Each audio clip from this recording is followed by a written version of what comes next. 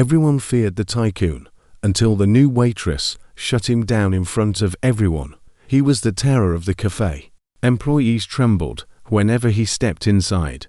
No one dared confront him, until one waitress, on her very first day, did something that left the entire place in shock. "Pick that up off the floor with your mouth," Adrian Kane barked at Rosa, the barista who had worked at Harbour Brew Cafe for over a decade. Adrian had just spilled an entire jar of sugar intentionally just to watch her humiliate herself. It was a Wednesday morning, and he was particularly cruel after a fight with his business partner the night before. Rosa bent down, her hands shaking, eyes brimming with tears, trying to scoop the sugar from the floor as customers looked on in silent horror. Adrian laughed an arrogant, guttural laugh that filled the cafe. At 48, he was the ruthless owner of a luxury real estate empire, and he believed that money gave him the right to treat anyone as trash. "Faster," he roared, pounding his fist on the marble counter. "I don't have time to waste like you people, born only to serve." The sound echoed through the cafe, and customers shrank back in their seats. In the corner, Elena Torres, 23, stood frozen. It was her first day working at Harbour Brew, and she couldn't believe what she was witnessing. Her heart hammered with anger as she watched Rosa being humiliated like an animal.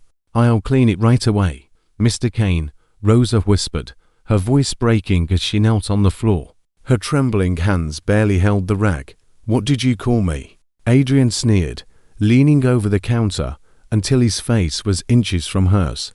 "It's Sir Adrian. Don't forget your place." The cafe went dead silent. Students closed their laptops. Businessmen stopped their calls. Everyone was watching, yet no one intervened. Adrian Kane was infamous in the city. People said he could destroy lives with a single phone call. "I'm sorry, Sir Adrian," Rosa repeated, picking up the sugar grain by grain. "You can't even clean properly." Adrian spat, now deliberately grinding his expensive leather shoes into the sugar. "That's why people like you stay poor forever. Worthless." Eleanor's blood boiled. Every word felt like a knife. She watched Rosa bleeding from a cut caused by shattered glass, and saw everyone else burying their heads in fear.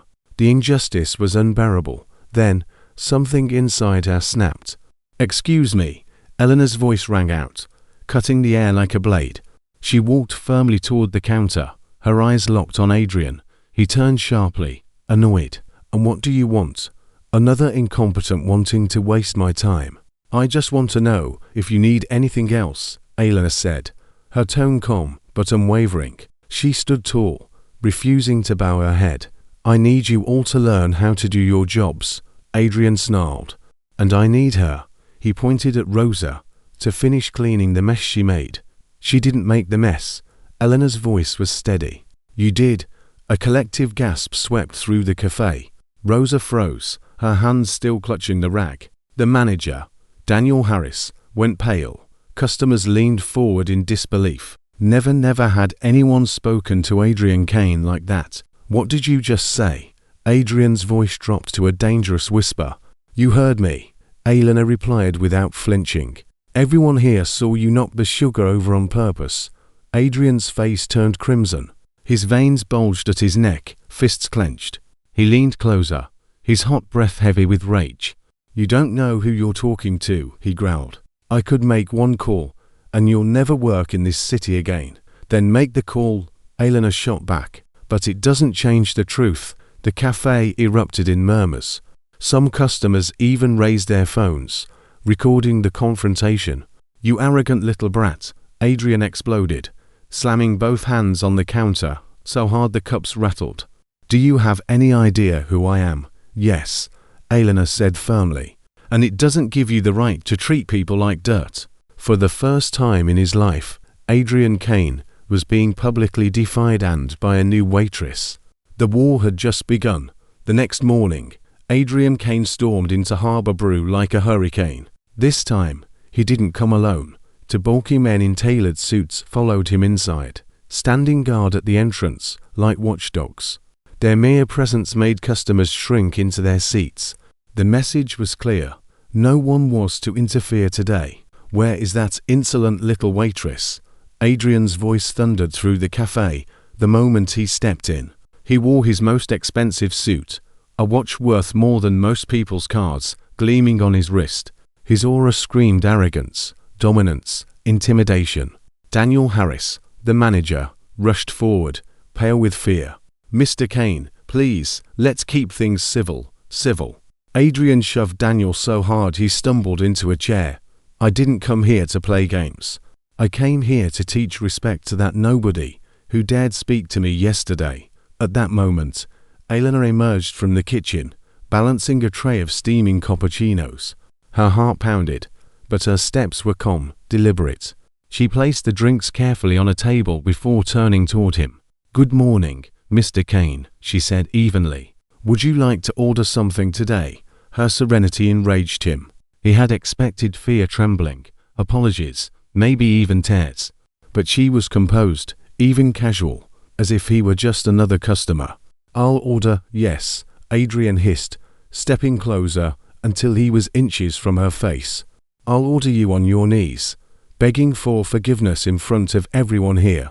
"That's not on the menu," Eleanor replied calmly, "but I can bring you a coffee if you'd like." The cafe went utterly still. Someone stifled a laugh. Adrian's jaw twitched, his eyes bulging with fury. "You don't understand who you're dealing with," he spat. "I made calls last night. By the end of this week, you won't have a job. This cafe won't exist, and your life will be in ruins." "That's a lot of effort for one waitress," Eleanor said, wiping a nearby table with slow, deliberate motions.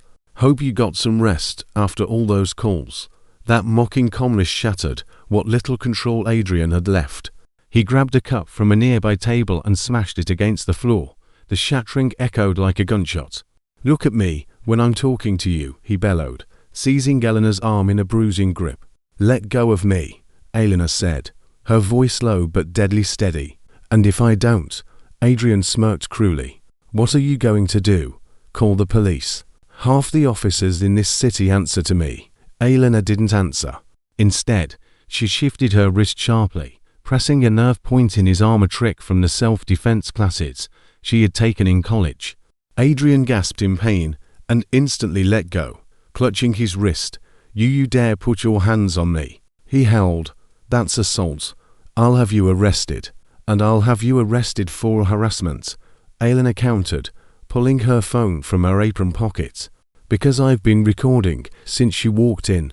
A hush fell over the cafe. Several customers lifted their phones, revealing they were also filming. Adrian's face drained of color.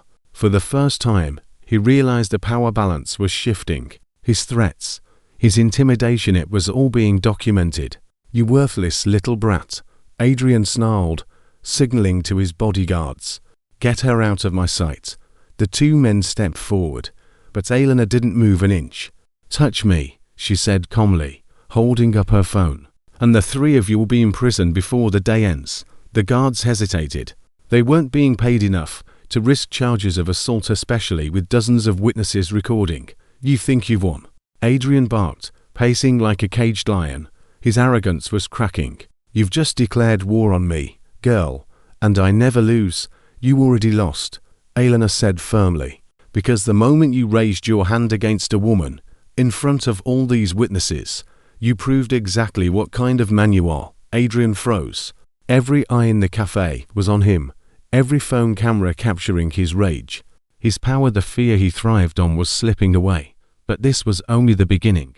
Adrian Kane sat in his penthouse office that night, staring out at the city skyline he had once believed he controlled. His reflection glared back at him in the glass, red-faced, eyes wild, fists clenched, humiliated, exposed, laughed at by nobodies.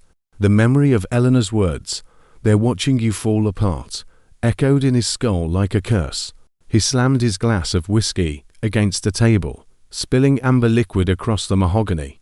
"No one humiliates Adrian Kane," he muttered through gritted teeth. "No one." His phone buzzed. He snatched it up. "Bradley," he snapped. The man on the other end was a city inspector, well known for bending rules for the right price. "I need a favor. Tomorrow morning, Harbor Brew Cafe, health inspection. Find violations, any violations, I don't care if the place is spotless. Shut them down. The inspector hesitated.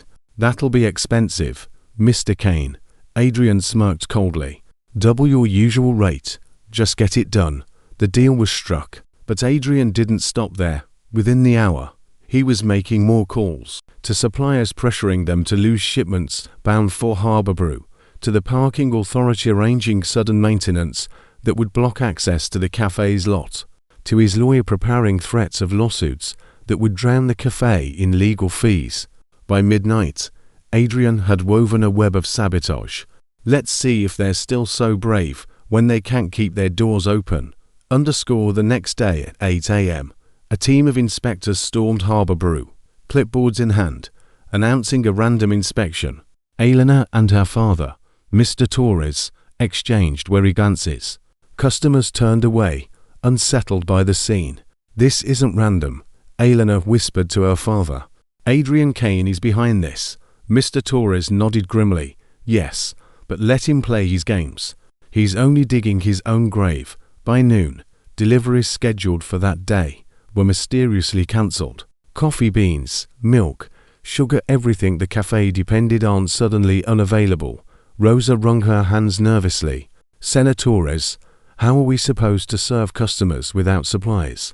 Come, Mr. Torres said firmly. We'll adapt. We've survived worse. But Elena wasn't calm.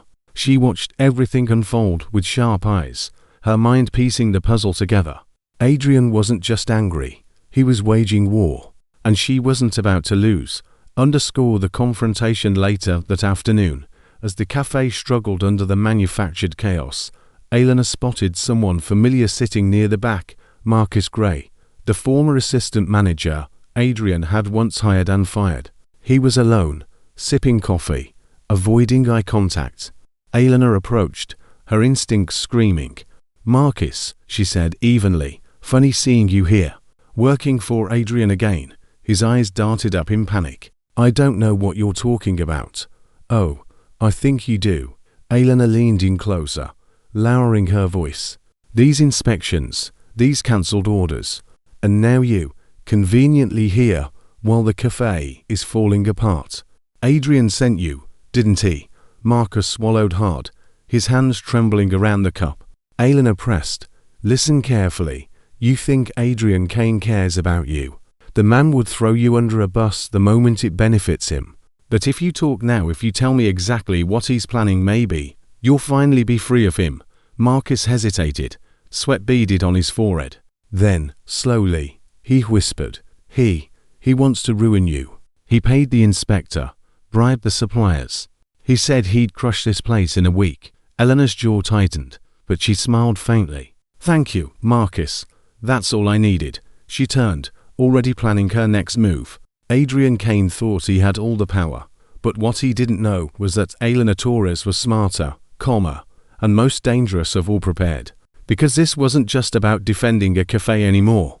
It was about teaching Adrian Kane that some wars can't be won with money. For 3 days, Adrian Kane believed his plan was working. Inspections piled fines on Harbour Brew. Suppliers refused deliveries.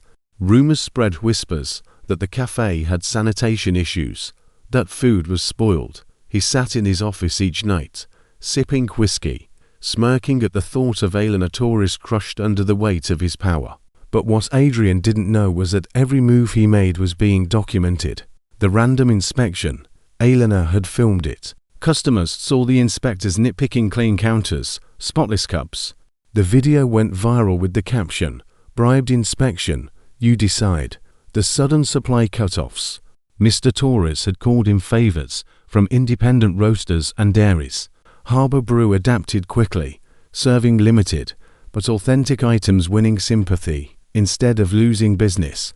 And Marcus, trembling under Adrian's shadow, finally broke. He walked into Harbour Brew one morning with a folder of documents, emails, text messages, payment receipts, proof that Adrian Kane had orchestrated everything. This is my way out, Marcus whispered, sliding the folder across the table to Elena.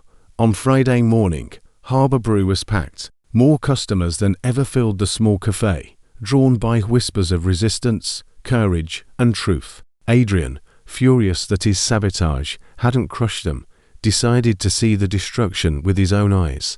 He stormed through the doors, his suit immaculate, his ego blazing. "Enjoy this while you can," he sneered loudly. "By Monday, this dump will be shut down permanently." But instead of fear, Adrian was met with cameras. Dozens of phones rose instantly, recording him, and Elena stepped forward, holding Marcus's folder. "Mr.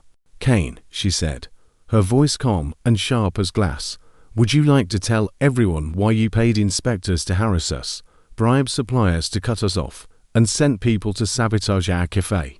Adrian's smile faltered. You can't prove anything." "Oh, but we can."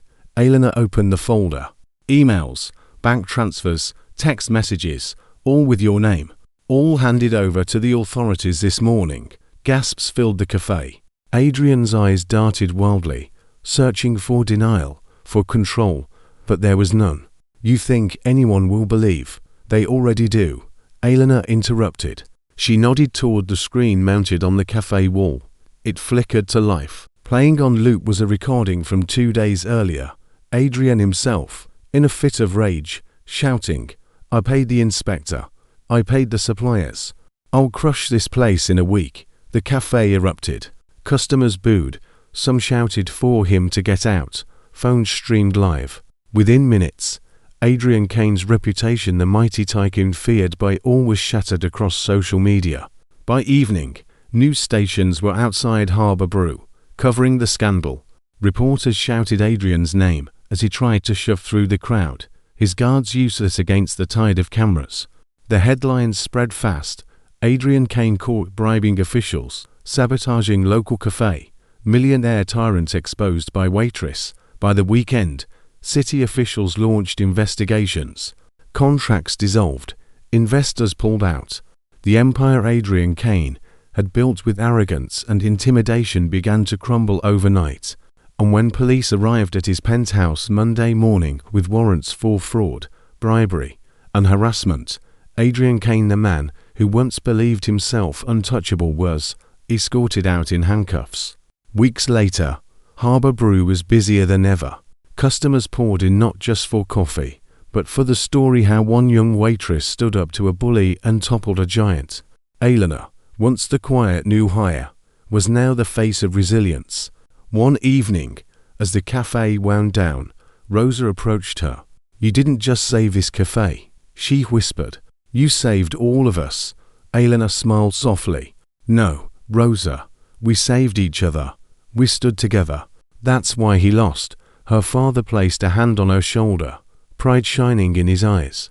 "You've shown this city what true power looks like, Elena. Not money, not fear, but courage." Outside, a cool breeze swept through the streets. The neon sign of Harbor Brew glowed warmly in the dusk.